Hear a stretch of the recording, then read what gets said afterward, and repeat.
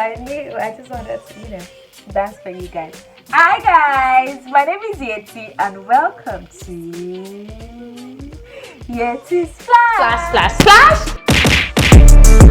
On today's episode of Yeti Splash, I'll be sharing with you 5 easy ways to fund your studies abroad. A lot of people want to come abroad, a lot of people want to come and study abroad, but you and I know that abroad is very expensive. Coming to the UK for your master's degree, let's not even talk about undergraduate because that one is crazily more expensive. You have to keep paying every year for like 3 years. So I won't be talking about that, but if you've had your undergraduate degree in like Nigeria or any African country or anywhere in the world and you want to come to the UK for your master's degree or your PhD degree, it's quite expensive. So you might as well want to look into funding opportunities. A lot of people have been asking me this question, especially people that know me and know me till lately. I know that it's not like this girl is that rich, but okay, how did you do it? How did you fund your studies abroad? How were you able to travel to the UK for your master's degree? So don't go anywhere. I'll be right back. Welcome back to my channel. Welcome back, guys. If you're new to this channel, my name is Yeti. Please hit the subscribe button, like and share, because I'll be dishing out so many relevant content, especially for international students that want to study abroad in the UK. Anyway, I'll be sharing with you 5 easy steps to fund your studies abroad. Number 1, and the most easiest step ever, is securing a scholarship. But we all know it's not everybody that will have a scholarship. But yes, one of the easiest ways to fund your studies abroad. Just imagine getting a scholarship, all expense paid, like your tuition, your traveling, everything paid for. I wish I was in that shoes right now. The way I'll concentrate on the study, I don't even think of anything else. But it is what it is. So you can also look into scholarship opportunities. If you have the plans of studying abroad, then you can start by looking at scholarship opportunities. That can even guide you into the course you want to study, because really you don't have to study what you've studied before for your postgraduate level. You can diversify, change into another thing entirely. So if there's for example, as a lawyer now, if I can secure a scholarship in social work and I want to come to the UK, I don't mind coming. Masters are masters. But anyway, I'm passionate about human rights, so I'd rather have an LLM than, master in arts or any other course like that. So yeah, but you get the point. Secure a scholarship if you can, and that is one of the easiest ways to fund your studies abroad. Okay, number 2, crowdfunding. Now, crowdfunding is a system that has worked for many people that I know, and also a system that has failed for many people that I know as well. So crowdfunding is a system whereby you ask people to contribute for you to study abroad. If you have the mind, it takes a lot of guts, to be honest, for you to open a GoFundMe page, for example, to fund your studies abroad. Because the thing for me is that I feel like masters is luxury. It's not really a necessity, especially if you've had your first degree. Come on, there's so many people that can't even afford their first degree. You understand? So opening a GoFundMe page for your master's degree or any other crowdfunding method for your master's degree requires a lot of guts and courage. And if you have that kind of guts and courage, you can go for it. You might be lucky. Like I said, I know so many people that have raised reasonable amounts of money, especially if you're doing your master's in something that has to do with humanity and something everybody knows that you're passionate about, and they know that yes, you're capable, you just don't have the financial means at the moment. So you can take crowdfunding as an option.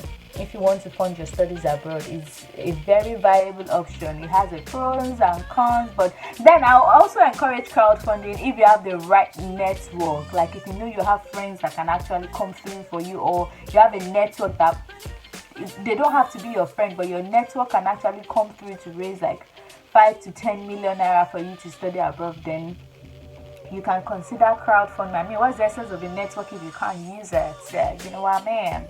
Yeah.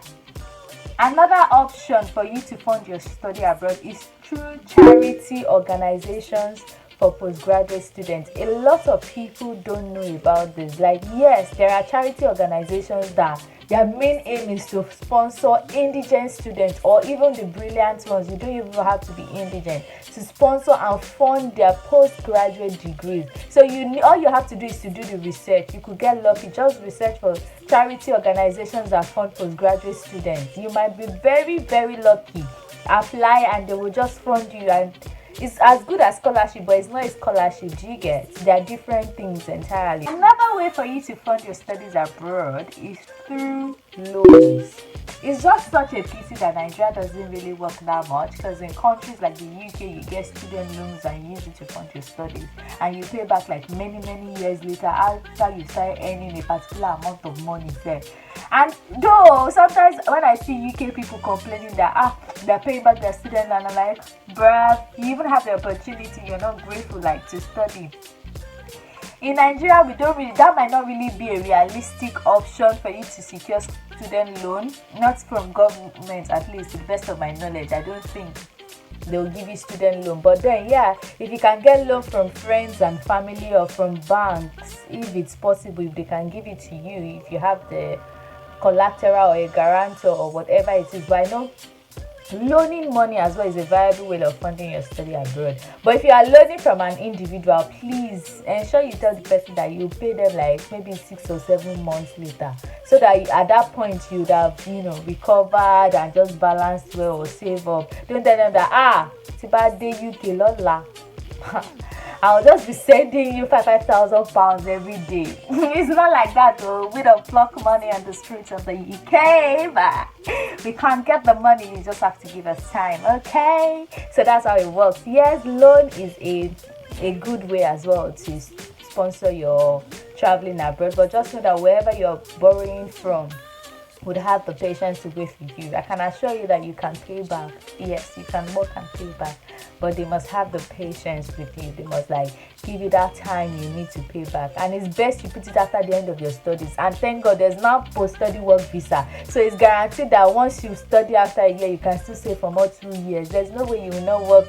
How much is the money saved that they will borrow you? Within few months you would have made the money. People even make their whole annual salary in Nigeria in a month here. So it's not like you won't be able to pay back, but you need time. You also need to get yourself, in case you don't get a job easily and all of that things. You also want to survive. So just know that whoever is loaning you would have the patience to wait for you.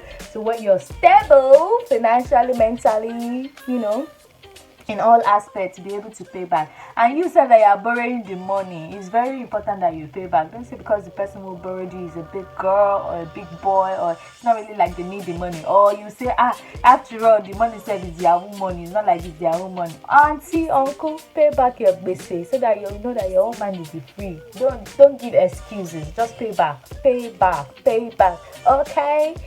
Alright, the easiest way, or the final way I'll be sharing with you, and which is the way that I use particularly to get to the UK to fund my master's studies in the UK, is savings. Yes, I know that it sounds like old, or especially if you're earning paltry sum. We all do. I mean, it's not like we earn so much in Nigeria and all of that, but then if you put your mind to it, you can actually do it. I saved for 3 years to be able to come on this trip. Then my father's money is there as well, so it's not like it's only my own money. But then and my sister's money is there. It's like my whole immediate family money. They've all contributed, but you know what I mean, like, before I made this move, I'm the first child of my family, and I know that I've got a sister who is also studying law, and I have 2 sisters that my father was still. So I just didn't want to place the whole burden on him and say, Daddy, I want to go abroad for my master, send me abroad for my master, pay for my tuition. It doesn't really make sense. I mean, I have other sisters as well. So what I did was that I knew I wanted to. I told my dad about it, and when he gave me my car money, instead of me to just buy the car, I just that was the bedrock for my savings, and I started saving on top. Before I knew, one day I added 10,000, one day I added 5,000, 2,000. One time I added 50,000. One time I added my whole salary that month. I didn't even touch it. I was living on my actual business at that particular time. But anyway, savings is doable. That's what I want to tell you. A lot of people how long do you want to save for 11 million? How long do you want to save? you don't even have to save the whole money you need. Just save reasonable sum. Like if you watch my video on how much you need to leave Nigeria for the UK, save as high as like maybe 6M. Just save that. Then when you get to the UK, you can now come and now be, finding how to like pay your remaining tuition fee balance. And then savings can go with loan. Like if you've saved to a certain level and you need like small change, you can just look for someone to loan you. But like I said, let it be someone that will understand you, someone that will know that you're gonna pay back, or just let them know that you won't pay back like the next day you get back to the UK. So saving and loans won't work hand in hand. So this is just to like encourage anybody that wants to study abroad. 3 years is a lot of time, I know, especially when at that point everybody that I know was getting like a Nigerian master's degree, and I'm like, I've not gotten my own, like I've not done my master's, and I was a lawyer to quite, let me not tell you guys story anyways, let me know. But I became a lawyer at like a very young age, so I was thinking that by now I should be on my PhD, but then money did not allow me. I had to like save and save and save and save. But Coco is here now, so I'm just going to do a rundown of all the things I've said before. You can either fund your studies through your scholarship or through crowdfunding if you have the guts, creating GoFundMe, or through charities and organizations that are specifically, created to fund international students' postgraduate degrees abroad or anywhere, or through loan, or the most important and the easiest one, if you put your mind to it, savings. I hope you've learned one or two things from these videos. And the charities, do not forget to like, share, subscribe. I still remain your baby girl. Oh, cool. That was why I'm trying so hard to. I don't know why it doesn't vibrate. Anyways, I still remain your baby girl Yeti, and stay blessed.